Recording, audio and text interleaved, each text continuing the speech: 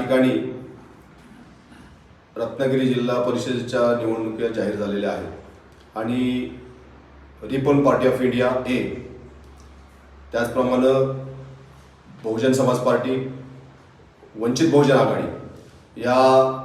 तिन्ही आंबेडकरवादी विचाराच्या पक्षांनी एकत्रित येऊन सातत्यानं चर्चा करून या ठिकाणी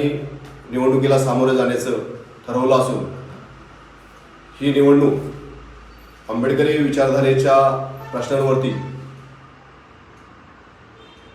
एकत्रितपणे लढण्याचा निर्धार केलेला आहे आणि या ठिकाणी जिल्हा परिषदचे 2 गट, त्याचप्रमाणे पंचायत समितीचे 4 गण या 6 ठिकाणी आम्ही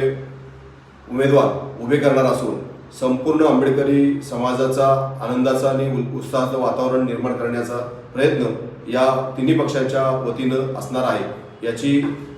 आपणा सर्वांच्या वतीनं आपल्या माध्यमातून लोकांपर्यंत पोहोचवण्याचा आमचा मानस आहे आणि या ठिकाणी जे प्रश्न सातत्याने उद्भवत आहेत ते प्रश्न आपण मार्गी लावण्याचा प्रयत्न अनेक वेळेला करण्याचा प्रयत्न केलेला असताना या ठिकाणी निवडणुकीच्या माध्यमातून सामोरे जाऊन लोकांचे सर्व प्रश्न सोडवण्याचा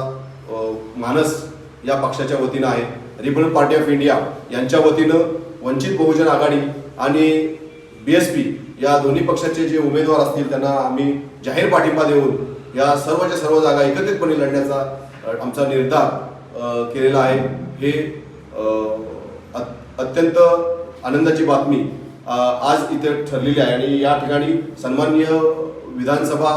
BSPचे अध्यक्ष ज्ञानरत्न जाधव याबाबत अधिक माहिती देतील। आज आपण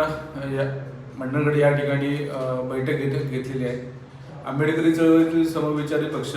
खास करून मंडणगड तालुक्यामध्ये चळवळीचं काम करणारे वंचित बहुजन आघाडी, त्याचबरोबर बहुजन समाज पार्टी, त्याचबरोबर रिपब्लिकन पार्टी ऑफ इंडिया ए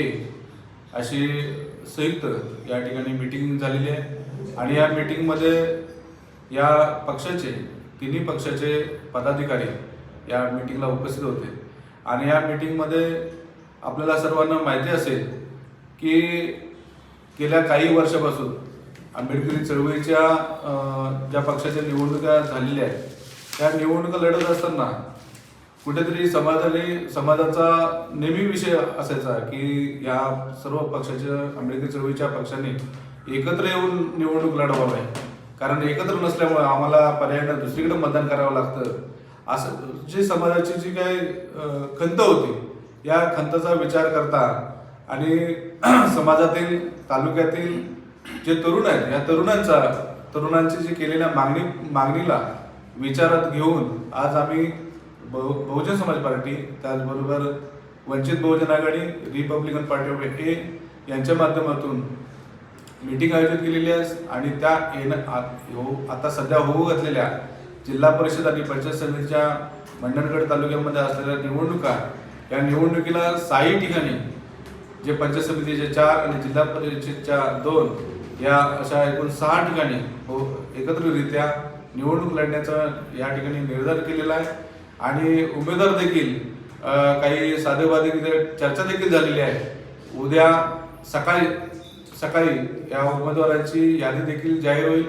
आणि नक्कीच या झालेल्या एकत्रित निवडणुकीचा नक्कीच समाजाला फायदा होईल, एक चांगला रिझल्ट मिळेल याची अपेक्षा आम्हाला आहे आणि या ठिकाणी थांबतो। त्याचबरोबर आज ही जी बैठक झाली या बैठकीमध्ये खास करून जे उपस्थित होते तर मला त्याचा नामोल्लेख करणं उचित वाटतंय, कारण आजची बैठक जी झाली त्याच्यामध्ये आमचे रिपब्लिकन पार्टी ऑफ इंडिया माजी तालुका अध्यक्ष राजेश गमरे साहेब, त्याचबरोबर वंचित आघाडी जिल्हा सरचिटणीस माजी जिल्हा सरचिटणीस सुदर्शन सकपाळ साहेब, त्याचबरोबर रिपब्लिकन पार्टी ऑफ इंडिया तालुका अध्यक्ष राजेश साळवी साहेब, त्याचबरोबर तालुका अध्यक्ष वंचित आघाडी दिनेश कासारे साहेब, त्याचबरोबर बहुजन समाज पार्टीचे तालुका अध्यक्ष दयानंद लोखंडे साहेब, त्याचबरोबर जे पार्टी ऑफ इंडियाचे तरुण कार्यकर्ते, युवा कार्यकर्ते राजेश खैरे, सागर खैरे, सुनील खैरे, सुशांत खैरे, त्याचबरोबर बहुजन समाज पार्टीचे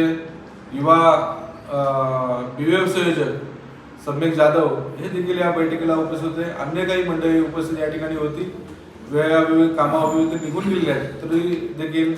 आज या ठिकाणी मीटिंगमध्ये चांगला निर्णय झालेला आहे आणि नक्कीच याचा बेनिफिट नक्की मिळेल याची खात्री वाटते. आणि या ठिकाणी थांबतो. जय भीम. सर्वच महापुरुषांना अभिवादन करून आज वंचित बहुजन आघाडी, त्याचप्रमाणे Republican Party of India Athawale ए, त्याचप्रमाणे बहुजन समाज पार्टी या तिन्ही पक्षाचे पदाधिकारी या ठिकाणी मीटिंगला एकत्रित जमा होऊन एक चांगला ऐतिहासिक निर्णय या तिन्ही समविचारी पक्षांनी एकत्र घेतलेला आहे. आणि या जिल्हा परिषद आणि पंचायत समिती निवडणूक होऊ घातलेली आहे, त्या निवडणुकीला सर्वांनी सामोरे जायचं आणि काही बहुजन समाजाला एक चांगला आदर्श घडवून द्यायचा असं ठरवलेलं आहे. तरी आम्ही सर्वच्या सर्व दोन जिल्हा परिषद आणि 4 पंचायत समिती आहेत, या सर्वच्या सर्व जागा आम्ही स्वबळावर लढवत आहोत आणि याचा निश्चितच समाजाला आणि बहुजन समाजाला याचा फायदा होईल असं आम्हाला वाटतं. म्हणून आम्ही हा ऐतिहासिक निर्णय सर्वांनी एकत्र मिळून घेतलेला आहे. इथेच थांबतो. जय भीम.